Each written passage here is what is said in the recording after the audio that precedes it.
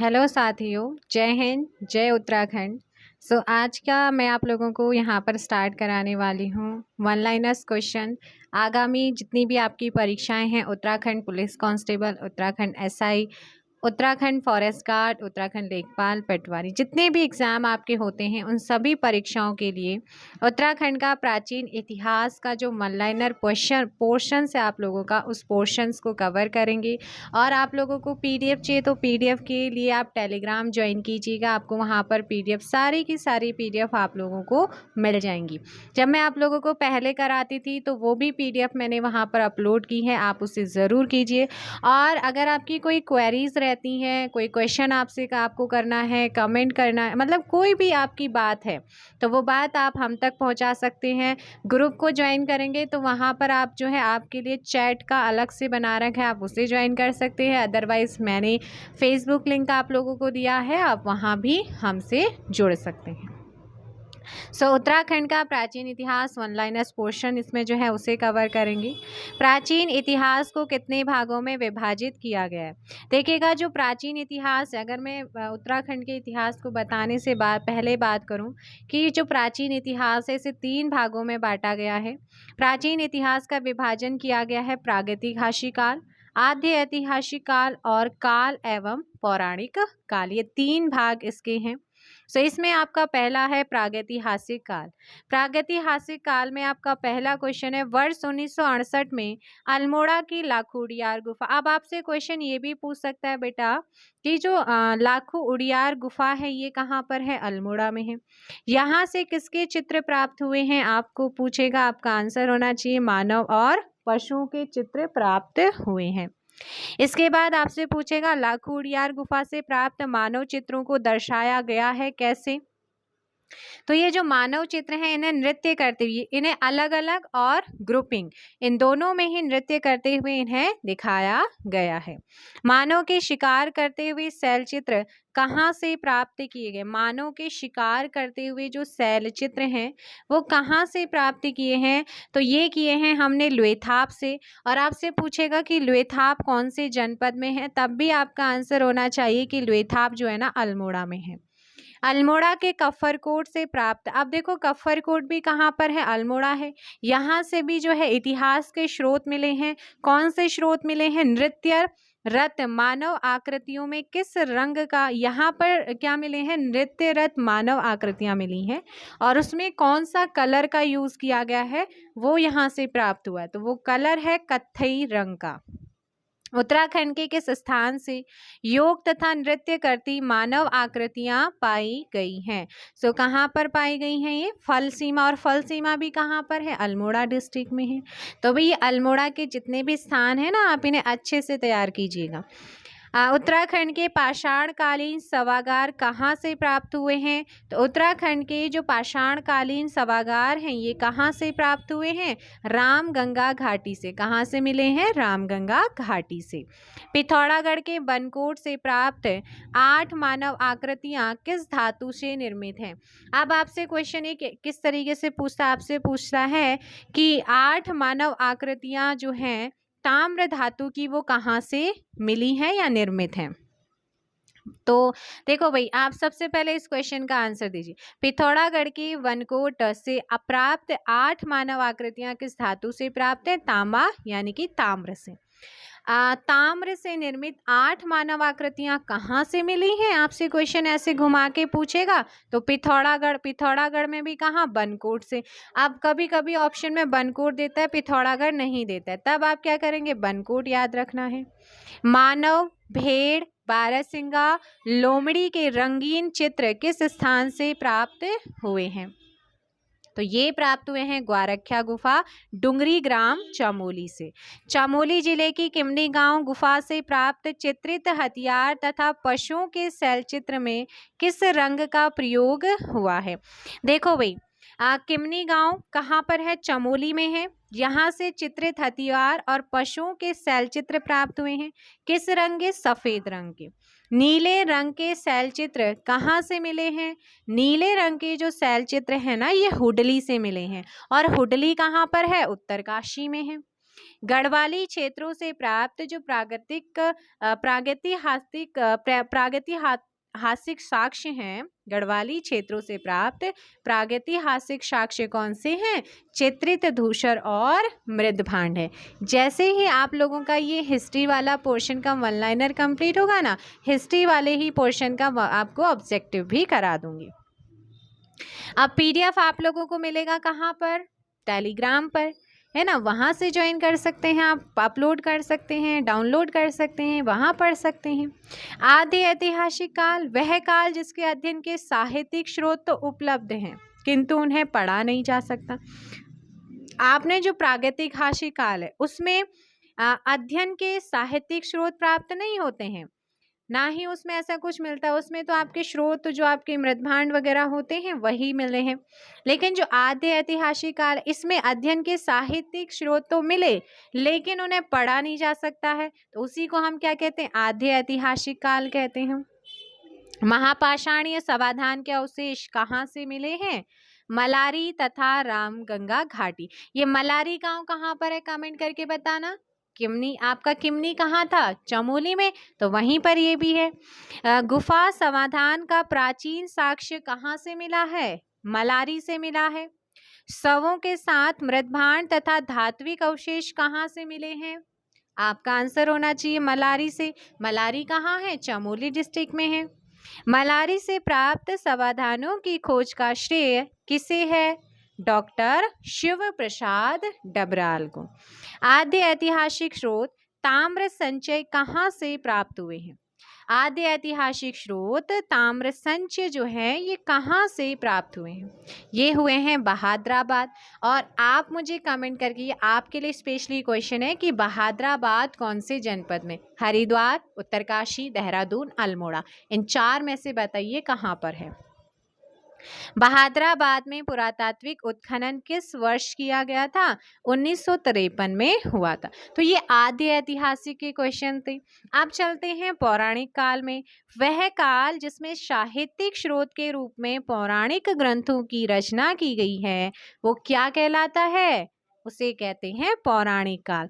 वह काल जिसमें साहित्यिक स्रोत के रूप में जो पौराणिक हमारे ग्रंथ हैं उनकी रचना की गई है, जैसे ऋग्वेद है ना, तो उपनिषद हैं, तो ये आपके क्या हो गए? पौराणिक काल इसे कहते हैं। पौराणिक काल में उत्तराखंड का सर्वप्रथम उल्लेख किस में मिला है? ऋग्वेद में। और ऋग्वेद कौन सा? भाई ऋग्वेद जो है ना आपसे पूछता है कि सबसे पुराना वेद कौन सा है? ऋग्वेद सबसे पुराना वेद है। ऋग्वेद में उत्तराखंड का उल्लेख किस नाम से किया गया है? देवभूमि नाम से हुआ है। पौराणिक काल के किन धार्मिक ग्रंथों में उत्तराखंड का उल्लेख किया गया है? उपनिषद, ब्राह्मण ग्रंथ, पुराण, रामायण और महाभारत। तो इन सभी आपके जो पौराणिक धार्मिक ग्रंथ है इसमें उत्तराखंड का उल्लेख मिलता है। ऋग्वेद में उत्तराखंड का नाम देवभूमि मिलता है ना, देवों की भूमि है हमारा दो, है ना। उत्तराखंड 5 हिमालय खंडों नेपाल, मानस खंड, केदार खंड, जालंधर, कश्मीर का वर्णन किस पुराण में मिलता है? देखो मानस खंड तो यूज हुआ है बेटा किसके लिए? कुमाऊं के लिए। केदार खंड यूज हुआ है हमारे प्यारे से गढ़वाल के लिए। और दो तो आपके जो ये 5 हिमालय खंड हैं, ये 5 हिमालय खंडों में से 2 हमारे उत्तराखंड के लिए यूज हुए हैं। कहाँ पर? स्कंद पुराण में। मानस खंड और केदार खंड का संबंध किस राज्य से है? तो भाई ये उत्तराखंड से है। किसमें उल्लेख मिलता है? स्कंद पुराण में। पौराणिक काल में किस क्षेत्र को केदार खंड कहा जाता था? ऐसा कौन सा क्षेत्र था जिसे पौराणिक काल में केदार खंड कहा जाता था? तब आप आंसर करेंगे गढ़वाल क्षेत्र। कौन सा था? गढ़वाल क्षेत्र था। माया क्षेत्र भाई पूछा जाता है, आपका जो माया क्षेत्र है ना, ये माया क्षेत्र आपका हरिद्वार का नाम है। तो माया क्षेत्र अर्थात हरिद्वार यहाँ से हिमालय तक का विस्तृत क्षेत्र कहलाता है। तो यहाँ से हिमालय तक का जो विस्तृत क्षेत्र है उसे केदार खंड कहते हैं। और पौराणिक काल का जो कुमाऊं क्षेत्र है वो क्या कहलाता है? मानस खंड कहलाता है। नंदा देवी पर्वत से लेकर कालगिरी तक का जो क्षेत्र विस्तृत है वो मानस खंड अर्थात कुमाऊं क्षेत्र है। पुराणों में उत्तरकाशी जिले के लिए किस शब्द का प्रयोग हुआ है? किसके लिए? उत्तरकाशी के लिए। तो पुराणों में मिला है बाड़ाहाट नाम। क्या मिला है? बाड़ाहाट मिला है। बौद्ध साहित्य के पाली भाषा के ग्रंथों में उत्तराखंड के लिए किस शब्द का प्रयोग हुआ है? किसके? देखो ये बहुत पूछा जाता है, बौद्ध साहित्य के पाली भाषा में, क्योंकि पाली क्या है? इसे प्रथम देश भाषा भी कहते हैं, और ये क्या है? बौद्ध साहित्य है। और जो हमारे बुद्ध थे, गौतम बुद्ध, उनके जो उपदेश हैं वो पाली भाषा में ही है। और उत्तराखंड के लिए किस शब्द का प्रयोग हुआ है? हिमवंत शब्द। तो ये आपके भाई सारे के सारे याद रखने। अब हम बात कर, ये तो भाई हो गया पूरा का पूरा आपका पढ़ लिया। अब हम बात करते हैं प्राचीन उत्तराखंड। प्राचीन काल में उत्तराखंड को कितने भागों में बांटा गया है? 2 भागों में। प्राचीन उत्तराखंड के वो 2 भाग कौन से हैं? गढ़वाल क्षेत्र और कुमाऊं क्षेत्र हैं। हम सबसे पहले यहाँ पर पढ़ेंगे गढ़वाल क्षेत्र। गढ़वाल क्षेत्र का प्रवेश द्वार किसे कहा जाता है? कोट द्वार को कहते हैं। और कोट द्वार कहाँ पर है? पौड़ी गढ़वाल में है। बद्रिकाश्रम, तपोभूमि, स्वर्ग भूमि एवं केदार खंड आदि नामों से किसे जाना जाता है? गढ़वाल क्षेत्र को। लगभग 1515 ईस्वी में गढ़वाल क्षेत्र के 52 गढ़ी या गढ़ों, पहाड़ी किलों, है ना, जो ये गढ़ बोलते हैं, ये किले ही इनको बोला जाता है। किलों पर किस शासक ने विजय प्राप्त की थी? कब? 1515 ईस्वी की बात हो रही है। पवार शासक था अजयपाल। तो अजयपाल ने 52 गढ़ों पर विजय प्राप्त की थी 1515 ईस्वी में। प्राचीन उत्तराखंड के किस स्थान को मनुष्यों के आदि पूर्वज मनु का निवास स्थल बताया गया है? अलकापुरी, कुबेर की राजधानी को।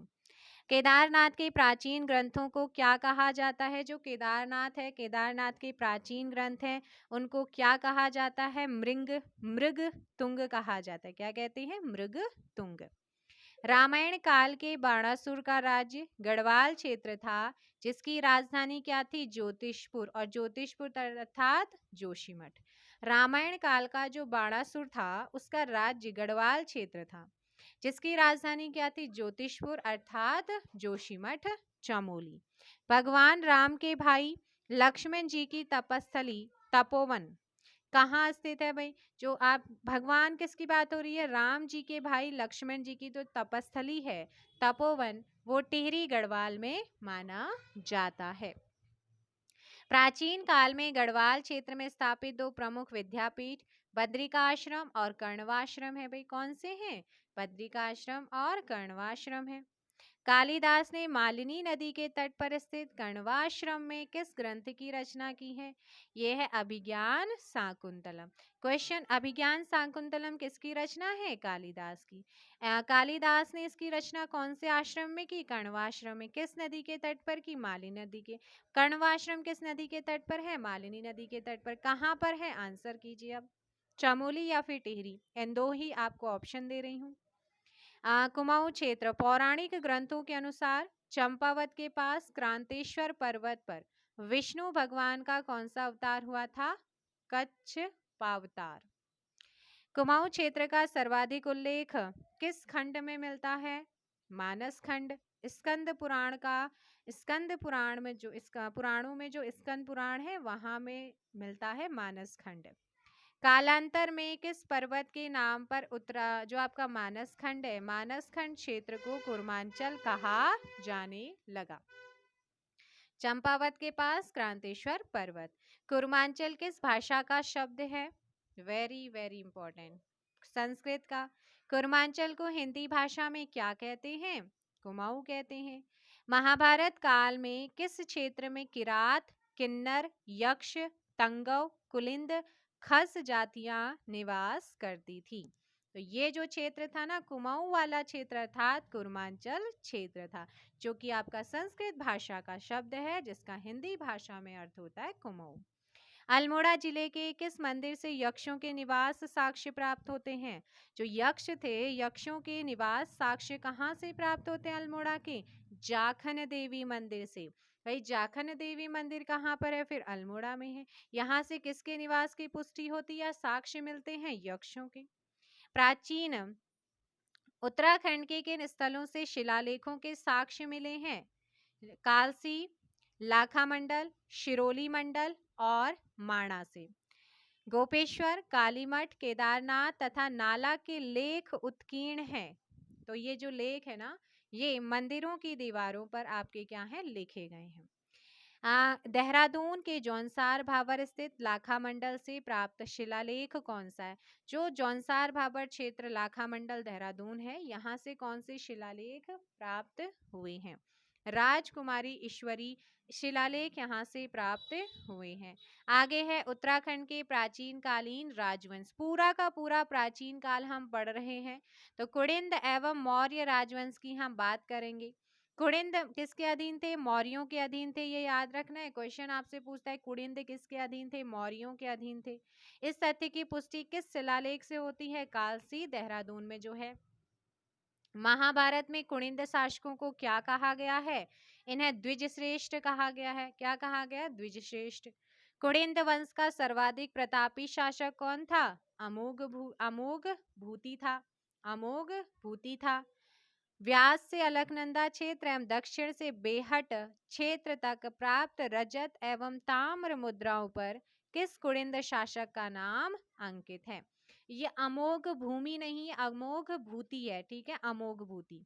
उत्तराखंड तथा इसके आसपास के पर्वतों पर शासन करने वाली राजनीतिक शक्ति कौन सी थी? तो ये शक्ति थी कुड़िंद, जो कि किसके अधीन थे? मौर्यों के अधीन थे। कौन सा अभिलेख बताता है? कालसी शिलालेख देहरादून। कुड़िंदों के समकालीन योद्धे। तो कुड़िंदों के समकालीन कौन थे? योद्धे थे। शासकों की मुद्राएं कहाँ से मिलती हैं? अब देखो भाई, कुड़िंदों के समकालीन योद्धे थे, इसकी जानकारी मुद्राओं से मिलती है। और ये कौन सी मुद्राएं हैं? जौनसार भावर देहरादून एवं कालो का डाडा जो कि पौड़ी में था, वहां से प्राप्त हुई है। किस मौर्य शासक ने 257 ईस्वी पूर्व में कालसी अभिलेख उत्कीर्ण कराया था? किसने इसे उत्कीर्ण कराया था, छपवाया था, लिखवाया था? अशोक ने, सम्राट अशोक ने। अशोक का कालसी अभिलेख 257 ईस्वी पूर्व कहाँ से प्राप्त होता है? देहरादून से प्राप्त होता है भाई। कहाँ से? देहरादून। कालसी अभिलेख किन नदियों के संगम पर है? Very very important. ये टोन्स और यमुना के संगम पर है। किस पर है? टोन्स और यमुना के संगम पर। कालसी अभिलेख किस भाषा में उत्कीर्ण है? जो कालसी अभिलेख है, ये कौन सी भाषा में है? प्राकृत। अब आप बोलोगी कि मैम कि जो बौद्ध थे उनकी तो जो भाषा थी वो क्या थी? पाली थी, है ना। और अशोक भी इन्हीं को मानता था। लेकिन जो इनकी भाई जो कालसी की जो भाषा है ना, वो प्राकृत है, ये याद रखना है। अशोक के कालसी अभिलेख में उत्तराखंड के निवासियों एवं क्षेत्र के लिए किन शब्दों का प्रयोग हुआ है? पुलिंद, ये आपका पुलिंद है। पुलिंद एवं अपरांत शब्द, ये क्वेश्चन आपका पूछा जाता है, पुलिंद और अपरांत। अब बात करते हैं शक राजवंश। कुड़िंदों के मैदानी प्रदेशों पर किस कुड़िंद शासक की मृत्यु के पश्चात शकों ने अधिकार करा था? अमोघ भूति। जैसे ही अमोघ भूति जो एक शक्तिशाली राजा था कुड़िंदों का, उसकी डेथ होती है, उसके बाद यहाँ पर शकों ने अधिकार करा है मैदानी प्रदेशों पर। उत्तराखंड में शक वंश जो है, इसकी स्थापना कब हुई थी, कब मानी जाती है? प्रथम सती ईसा पूर्व में। कुमाऊं क्षेत्र पर शकों के अधिकार का प्रमुख साक्ष्य क्या है? सूर्य मंदिर, अवशेष एवं शक संवत प्रचलन। वहीं से ऐसा माना जाता है कि जो कुमाऊं क्षेत्र था, यहाँ पर शकों का अधिकार है, सूर्य मंदिर, अवशेष और शक संवत प्रचलन। अब बात करते हैं भाई, शक हो गए हैं, कुड़िंद हो गए हैं, कुषाण राजवंश। प्रथम शती के उत्तरार्ध में उत्तराखंड के तराई क्षेत्रों पर किसने अधिकार किया था? कुषाणों ने किया था। वीरभद्र आपका जो ये था उत्तरार्ध में, प्रथम सती का जो उत्तरार्ध था और जो तराई क्षेत्र था, वहां पर कुषाणों ने अधिकार कर लिया। वीरभद्र ऋषिकेश, देखो वीरभद्र किसका नाम है? ऋषिकेश का। मोरध्वज किसका है? कोटद्वार का। गोपीशाण किसका है? काशीपुर का। अब देखो, जब मैं आपको ऑब्जेक्टिव कराऊंगी ना, ये आपका प्राचीन इतिहास हो जाएगा, फिर आप मुझे बताना कि आपके बिल्कुल सही आंसर हो रहे हैं या नहीं हो रहे हैं। ये जो प्राप्त अवशेष है, ये कुषाण कालीन है। क्या है? कुषाण कालीन अवशेष प्राप्त हुए। कुषाण कालीन देखो, कुषाण आपके जो कुषाण काल के अवशेष प्राप्त हुए हैं ना, कहाँ से पता चलती है? वीरभद्र ऋषिकेश, मोरध्वज कोटद्वार और गोपीशाण वर्तमान का काशीपुर, जो कि उधम सिंह जनपद में है। कुषाण कालीन ताम्र मुद्राएं कहाँ से प्राप्त हुई थी? वीरभद्र से। और वीरभद्र किसका नाम है? वर्तमान नाम क्या है? ऋषिकेश है। कुषाणों के पतन के समय उत्तराखंड में उदित होने वाले नए राजवंश कौन से थे? एक था गोविषाण काशीपुर में, और एक है कालसी और लाखा मंडल में थे। मुनि की रेती एवं सुमाड़ी से किस काल की मुद्राएं प्राप्त होती हैं? कुषाण काल की मुनि की रेती और सुमाड़ी से। देवलगढ़ कोलसारी से प्राप्त लेख कौन सा है? मूर्ति पीठिका लेख है।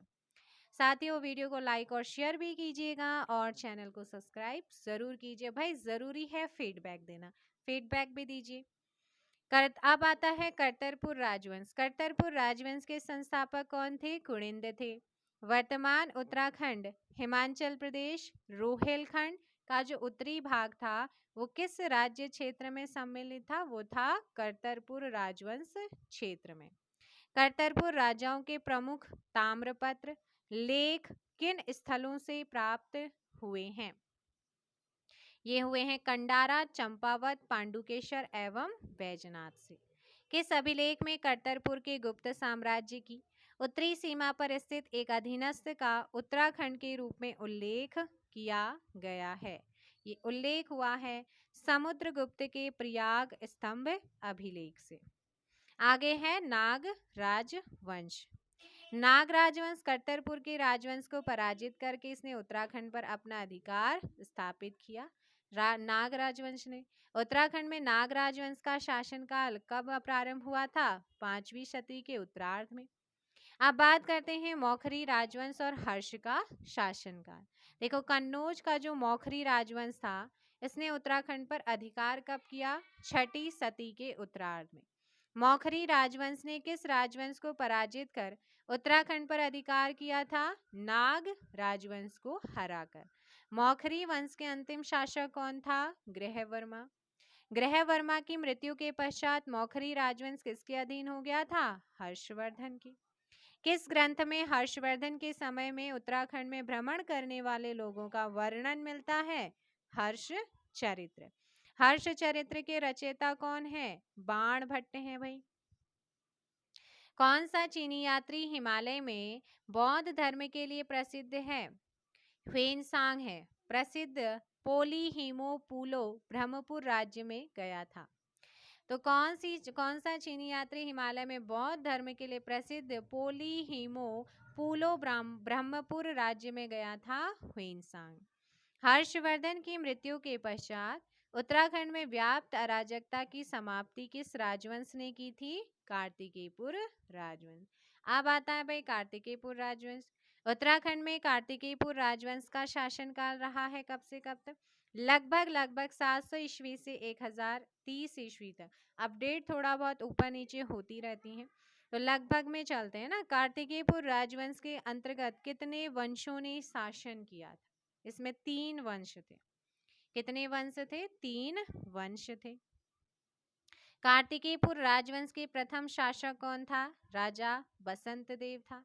कार्तिकेयपुर राजवंश के किस शासक ने परम भट्टारक महाराजा धीराज परमेश्वर की उपाधि धारण की?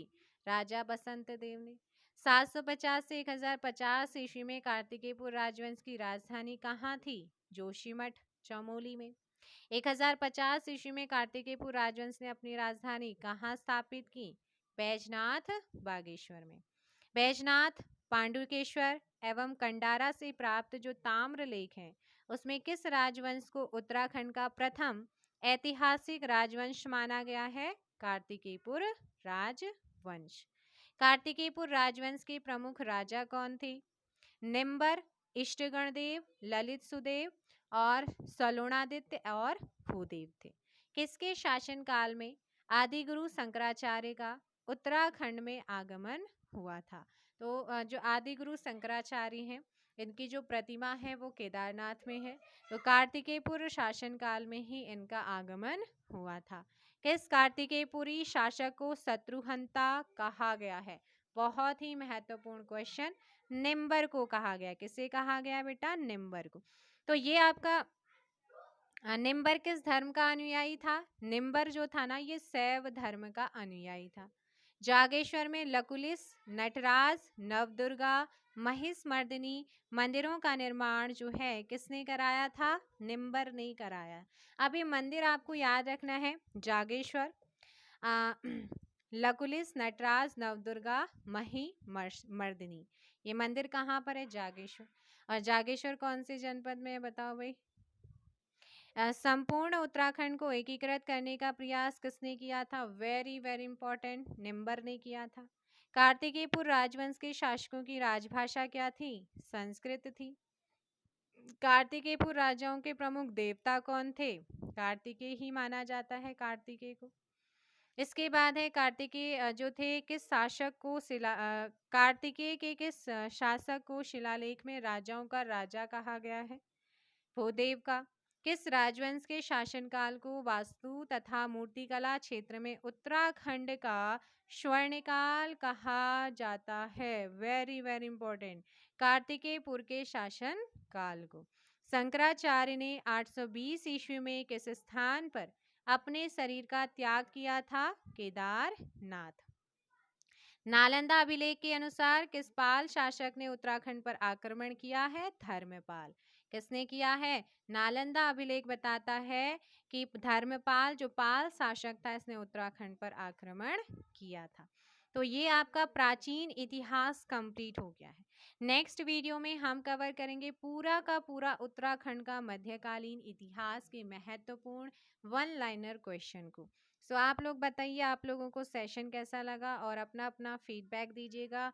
बाकी आप लोगों का प्रैक्टिस सेट और परीक्षा वाणी की सीरीज चल रही है, जैसे ही वो कंप्लीट हो गई फिर आप लोगों का कुछ नया यहाँ पर कराया जाएगा। एग्जाम से पहले पहले 40 सेट का जो टारगेट है उसे कंप्लीट करना है, क्योंकि मेरा जो पहले आपका Uttarakhand GK with SR channel था वो किसी वजह से टर्मिनेट हो गया है। टर्मिनेट का जो कॉमनवेल्थ गेम के आपके हुए थे उसकी कुछ एक दो क्लिप वहाँ पर मैंने डाल दी थी, तो वो टर्मिनेट हो। अब तो देखो वो वापस आने वाला तो है नहीं। तो जितने भी मेरे वहाँ पर फॉलोवर्स थे वो यहाँ पर ज़रूर मुझे फॉलो कीजिए। बाकी आप हमसे जुड़ सकते हैं टेलीग्राम के माध्यम से। अब यही जो प्लेटफॉर्म है यही वाला आपका चैनल रहेगा, कंटिन्यूस पे करते रहेंगे काम। बस आप लोगों का सपोर्ट चाहिए। टेलीग्राम आप ज्वाइन कर सकते हैं, है ना। क्या कर सकते हैं भाई, मेहनत तो आपके लिए करनी है और एग्ज़ाम पास में आ रहा है तो उससे तो पीछे हट नहीं रहे। सो ये भी मेरा ही है और इस पर वर्क करते हैं। बाकी आप लोग सपोर्ट कीजिए, टेलीग्राम में जुड़ सकते हैं। चैट बॉक्स ऑन कर रखा है, आप वहाँ पर जो भी आपकी क्वेरीज हैं आप मुझे बता सकते हैं। नोट्स जो भी यहाँ पर कराए जाएंगे वो वहीं पर मिलेंगे, डाउनलोड कर लीजिए।